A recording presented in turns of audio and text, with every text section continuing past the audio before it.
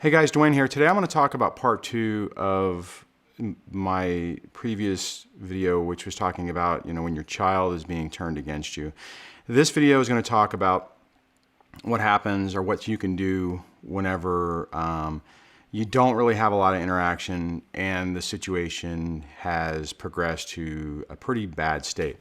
Now, from watching my videos, this really isn't the category that I'm in. However, I will tell you this was the category I was in when I was a kid.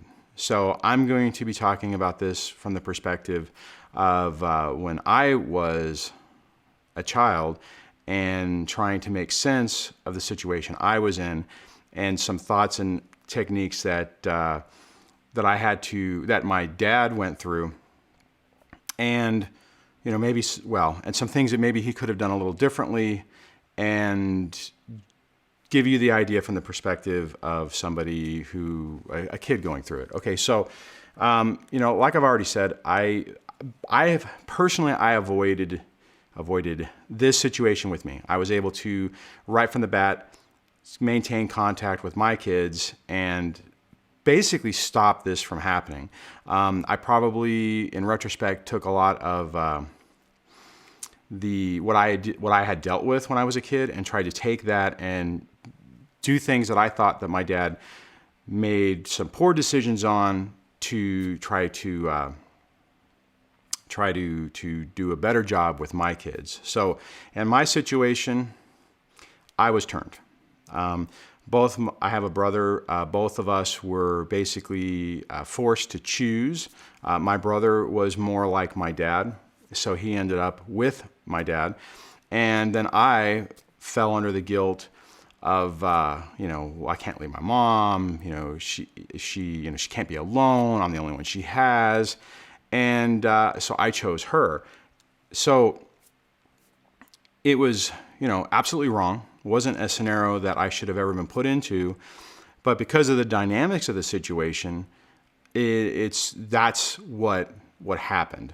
So not a great solution, and I've had a lot of issues dealing with that, getting older, and it caused me a lot of pain and frustration that I didn't necessarily understand until real recently. Okay, so the key factors that helped set the stage for that is my dad, like a lot of us, was a disciplinarian, and he came across as an angry person, and he was a quick-tempered sort of guy, and I have inherited some of those traits along the way, which doesn't help your case at all. Okay, so what happened is every time he would get angry, all the little seeds that were being planted by my mother were validated. And I talked about that in another video about making sure you don't validate what the other parent's saying or the stories they're saying. And this is crucial because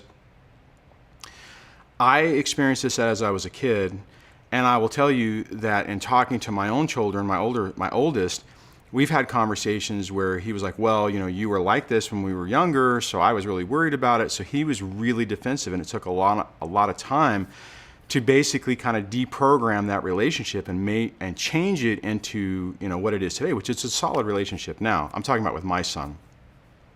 Okay, so bottom line, like I said, he validated whenever she was planting seeds, saying, "See, he's like this." Then he would do things that would make me believe that she was the more truthful one in the relationship. Now, back then also, and I think some of us deal with this, but it was especially many years ago. I mean, this is 30 years ago. He really didn't have a mechanism to actually be able to communicate. I think had he probably sent letters or anything like that, which I don't think he did, I wouldn't have got him anyways, but there wasn't really a good communication line to keep that going. Nowadays there's a bunch of other things that you have. I mean, you do have texting, you do have FaceTime and telephone calls and stuff like that. You also have Xbox Live type, multi-game things and stuff like that. I have actually talked to my son on that a few times. Now, But bottom line is, what I'm saying is that in that situation, I didn't have a good relationship with him. The relationship had already been destroyed. I was angry and blamed him and thought he was the bad guy. And that was even further perpetuated that he didn't show up when he was supposed to. Now, he may not even have known that he was supposed to. See, I'm at the stage now when I look back at things, the days that I sat in the window, looking out the window, waiting for him to show up because I was told that, hey, your dad's coming by, and then he wouldn't come by. Now, at the time, as a kid, I believed it, right? I believed he was showing up. Now, I have no evidence either way other than, basically two parents telling different stories. I would say I probably, at this stage of the game, think that I was probably being played as a young kid and was being manipulated and was being told that he was going to show up when he didn't, when he didn't even know he was going to show up, or maybe he was supposed to show up and then something happened. He had one of those jobs that worked really weird hours. I don't know, but there was no communication on it. So I was left to think that I was basically being discarded by my own father. And I mean, that's really tough for a kid. And how do you wrap your head around it, right, when you're a kid? So my main thing on that is that, if he would have been able to show up when he was supposed to, that would have meant a lot. Okay, so now, all right, so how do you cope with this? Okay, now, like I said before, I'm not necessarily in this position, so I'm not going to talk about this from how I'm dealing with it. I'm going to talk about it from my perspective with my own father. Okay, so I mean, what could he have done differently that would have helped the situation? And what I will say is I did try to incorporate some of these things in with my own children to try to not have the same damage that was going on. Now, keep in mind that when all of this stuff was going on and I was trying to do this, I had no clue about narcissistic personality disorder, borderline personality disorder, cluster B, this whole category of reality that we're living. I didn't know about it. So all I was doing was taking my personal experiences that I had and trying to take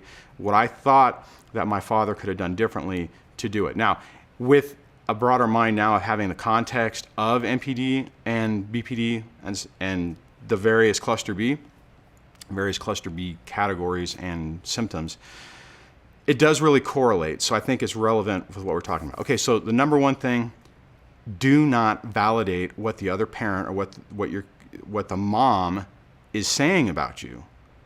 Okay? That is key. I mean, the dynamic has completely shifted.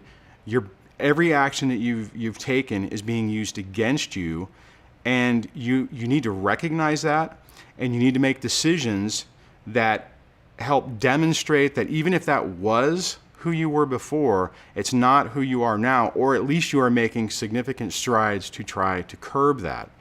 Okay, second thing is if you're supposed to be someplace or you've made a commitment to your child, and on this, make sure that you made that commitment, and it's not. I mean, obviously, if the other parent is saying you said you were going to be somewhere and you don't even know about it, you're kind of in a bad situation on that. But if you said you're going to be someplace, be there. Then that's critical, because your child needs to know that you matter, that they matter to you.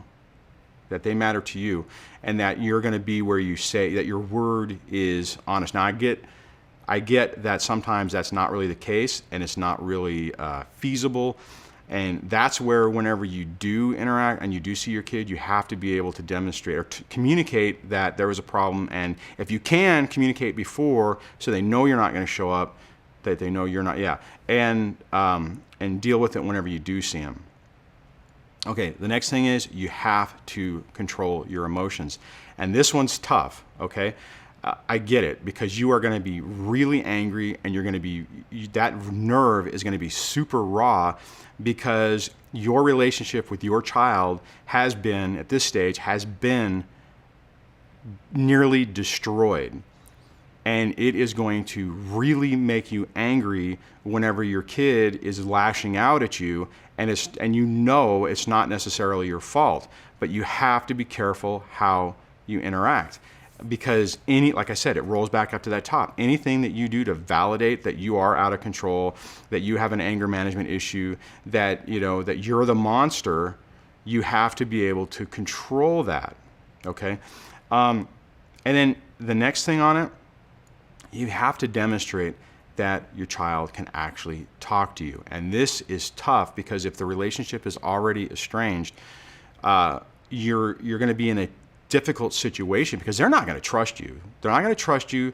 They're not going to be open to, you know, those little powwows and all that stuff. So you have to basically keep taking it on the chin and don't have an emotional reaction, and keep trying to set the stage that you're there for them, that you can talk to them, that you want them to be able to share, and that you're not going to take sides, and you want to be that resource. Now, see, the tough part is you can't go into parent mode at this stage, because if you do, you fall back into validating what the mom's story is, and you're not necessarily controlling your emotions. I mean, you could be controlling your emotions, but to your child, it's not going to appear that way.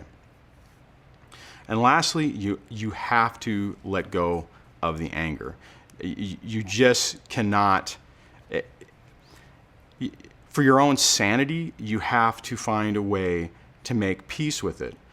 I know from my father, for many years, he was incredibly angry at this. He was angry at the lost relationship. Now, even when I said earlier that my brother had moved in with him, this whole nightmare of a scenario has impacted his relationship with my brother as well. And I always thought that they would have been closer. It's the damage that. Okay, so the damage that's created in these scenarios is horrific, right? And you have every right to be totally ticked off and angry about this whole thing. Nothing good comes out of anger. Nothing, okay? All it's going to do is it's going to corrupt you. It's going to corrupt your soul, and it's not going to do anything to repair the relationship with your kids. And you're still giving the ex power.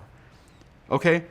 All right, so to try to wrap this up, all right, when you're in this scenario, this can take a really long time to work on, okay? And if you've done anything to perpetuate or validate the story from the ex, you've increased your time, right? But that doesn't mean that you can that it's non-repairable. It just means it's going to take more time. Okay. So on that, for me, right, as the child of this, the kid that had to live through this, I didn't see clearly what happened until I went through it. I did not understand my father's perspective until I was living the nightmare he was living.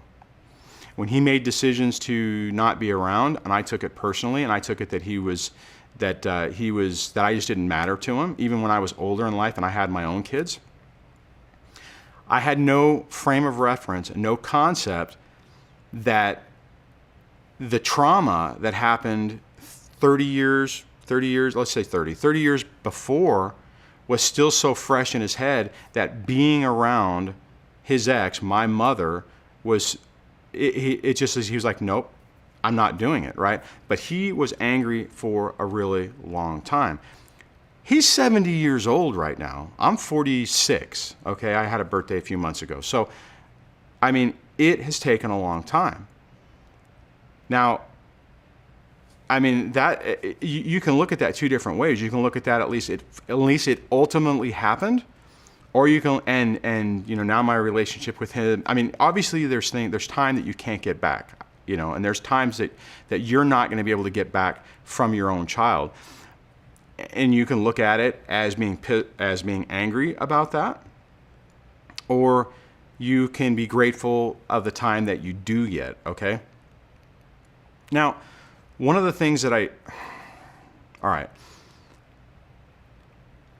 like I said before, I understand the perspective of my father, okay? So let me say this, and I've said this before, and I'll say this again. You can only endure what you can. And what I mean by that is I'm not saying that that the correct solution is that you have to take a punch to the face every day and just endure this, this crap sandwich indefinitely. you may at some point come to your breaking point that you just can't do it anymore. That the ex has won, the ex has turned your child against you, and there's nothing you can do about it. When you get to that situation and you've hit your point that you've done everything you can, guys, it's okay. In my opinion, it's okay if you have to say, okay, you know, I've lost this fight. I can't keep emotionally doing this to myself, and you have to take a pause. You know, sometimes you have to do that. And if you get to that point, the critical point of this is you have to find a way to release the anger. You have to find a way to make peace with it. It is really tough. I know let me put it this way. I've had a lot of soul searching to get to the point where I can release my anger, and I'm still in my kids' life, and I've been able to have a positive impact on them. I couldn't imagine, you know, how it would be if I'd completely lost that. Now you can make arguments either way. You could say, well, it's harder with what I'm dealing with because I'm being forced to interact with the shenanigans of an abusive ex and visibly seeing on a reoccurring basis what that person is doing to our children. But I think equally, if you've lost all contact or lost all relationships with your child, that is a really tough one. That's a bitter pill to swallow. The thing is if you can follow some of the things that I talked about in this video, so that you have a basic foundation to start from, at some point, more than likely, they will come back to you and you will have an opportunity to rebuild it, and they will be able to, and they will more than likely figure this out and realize what they're dealing with, and then you can have the conversation with them. But guys, sometimes that's a long time. Sometimes you're talking 10, 15, 18 years, you know? I mean, it's a tough one. All right, so I'm gonna wrap this up. I hope some of these ideas were helpful. You know, if you have if you're older and you've dealt through this and you have something that you could share with some people who are going through it, leave it in the comments below.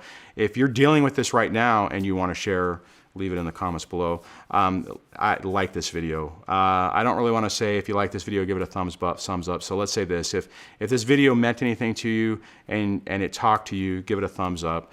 And if you like this channel, subscribe, and I'll talk to you guys on the next video. So take care.